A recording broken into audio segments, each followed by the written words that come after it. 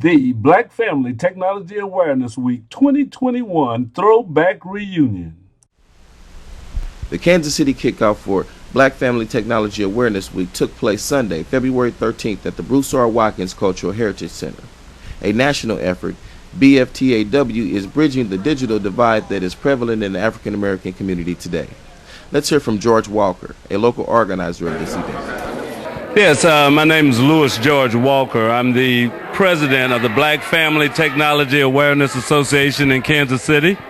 The goal and the theme behind this is closing the digital divide. And what we have to do is try to make sure that our community, not just the kids, but our whole community, realizes the need to have a personal computer and internet access in their home. You miss out on so many opportunities of things that you have access to, information and knowledge, if you don't have a personal computer and internet connection at home. They're all right to use them in school and the library, but our community depends too much on those resources which you only have a limited time to use. You need to have it at home where you have 24/7 opportunity to use it. My name is Michael Brundy. I'm a technical director at SBC.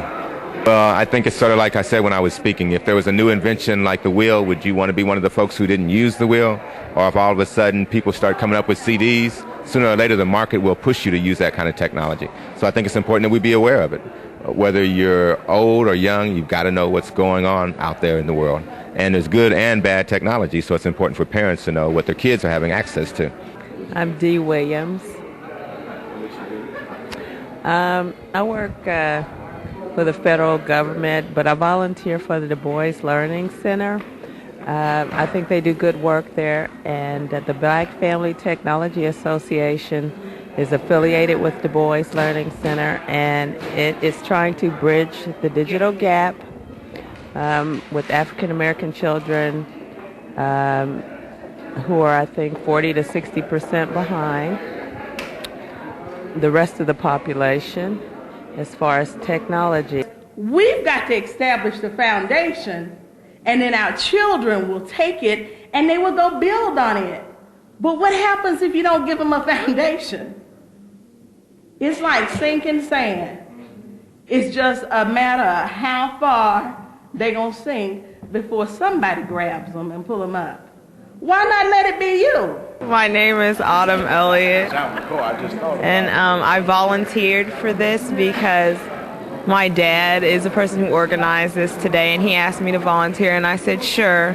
I think it's important that the community be more aware of technology since it's rapidly advancing throughout the world, and we don't want anybody getting behind. So we're going to be working throughout the year to start programs or to help existing programs to encourage more people to participate in training and learning about the internet, learning about how to buy a PC. So this week is to get them excited about knowing that they need this in their home. Well, right now, when you look at the black community, you've got less than half of the community that's involved with computers and being on the internet to get information, whereas other populations, you see 80 to 90% of them.